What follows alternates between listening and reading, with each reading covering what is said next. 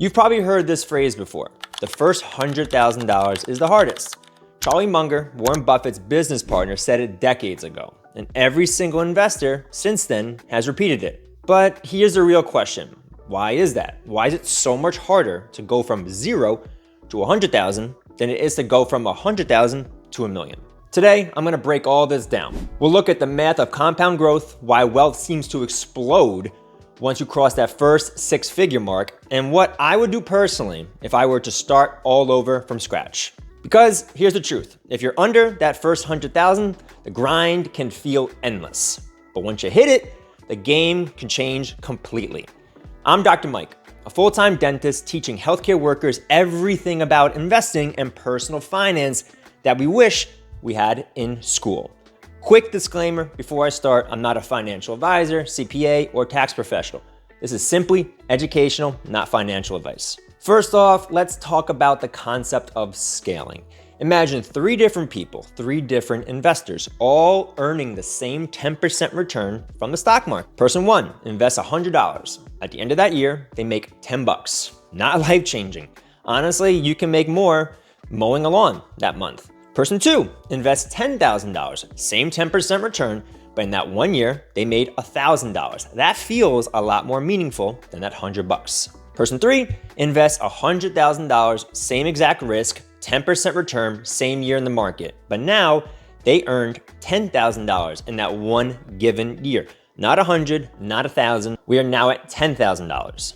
Nothing about the investment changed. The only thing that changed was the scale of the money. That's why people say it takes money to make money. But the scale of your money is only half the story. The other half is a snowball effect of compound interest. Let's say you're saving $10,000 per year and investing it at 7%. To hit your first 100,000, it can take almost 7.8 years. Brutal.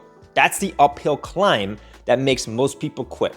But that second 100,000, it only takes 5.1 years.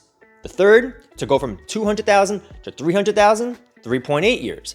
The fourth, to go from 300,000 to 400,000, 3 years. That fifth 100,000, you are stacking 100,000 more in just 2.5 years. Your first 100K is not gonna come from market growth. It's gonna come from just contributions from you mostly.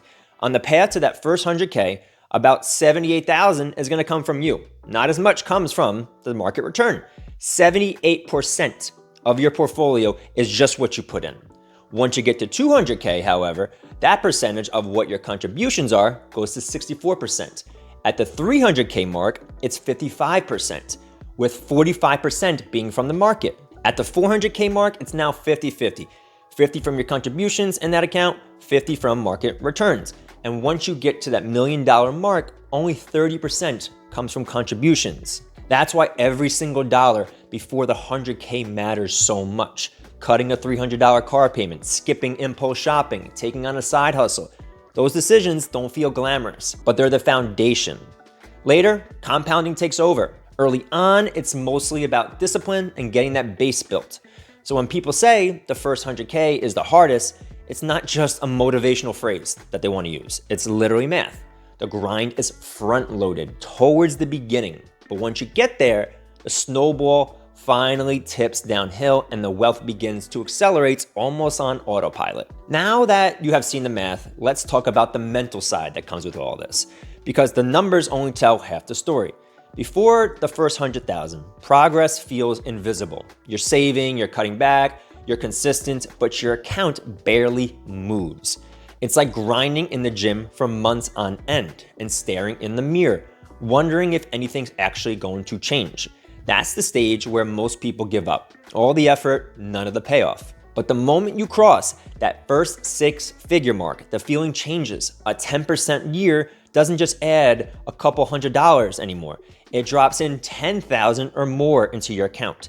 And that's when you finally see it. The curve that looked flat for years starts to bend upward, just like seeing your first real muscle definition in the gym. That progress flips a switch. You don't dread the work anymore. You want to do more of it. That's the hidden power of that first 100K. It's not just that your money grows faster, it's that you see it happening. And once you see it, you believe it. The discipline stops feeling like deprivation. And instead, it feels like momentum.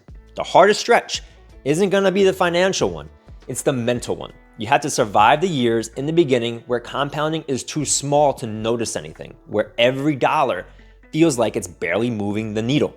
But once you finally hit that first 100,000 milestone, the progress itself becomes motivation. The snowball is rolling. You can actually watch it grow, and that's what keeps you going. If you haven't hit that first $100,000 yet, what's the game plan? How do you break through that first hurdle? First, you gotta accept the math. Your first 100K is built mostly from savings, not from investment returns. That means the fastest way to get there isn't just trying to pick the perfect stock. It's boosting how much you are consistently saving and investing.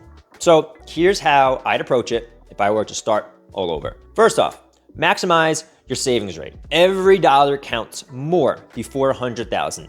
If you're saving $15,000 a year, a vast majority of that first 100,000 is coming from your own contributions. So if you can, cut off the larger car payment, hold off on the lifestyle upgrades, and funnel every extra dollar you can into your account. Number two, build habits, not just goals. Most people fail because they rely on the willpower that comes with investing.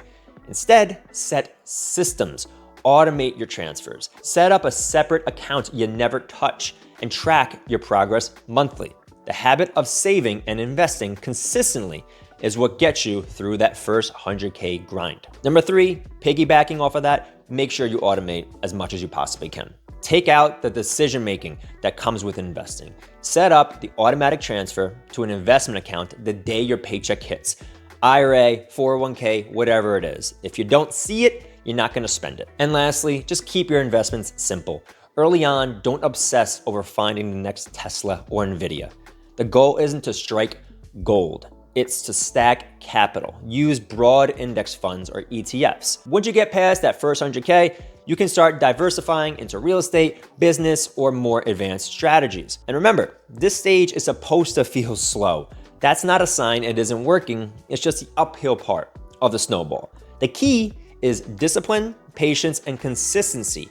You can't skip it, but you can speed it up. The first 100K isn't just a number. It's the barrier that separates the grind from the growth. In the beginning, every dollar feels small. Every sacrifice feels invisible, and the progress feels painfully slow. But once you hit that six-figure mark, the game flips. Compounding finally takes over. It's finally helping you out. Your options expand, and wealth starts to build on its own momentum. If you're in that uphill stage right now, don't get discouraged. Remember, the hardest part of wealth building is in that beginning. It's in that front loading part. Stay consistent, keep your habits tight, and trust the math that's gonna be on your side the longer you're in the game. Once you cross that first 100K, you'll see why everyone from Charlie Munger to Warren Buffett calls it the most important milestone in your financial journey.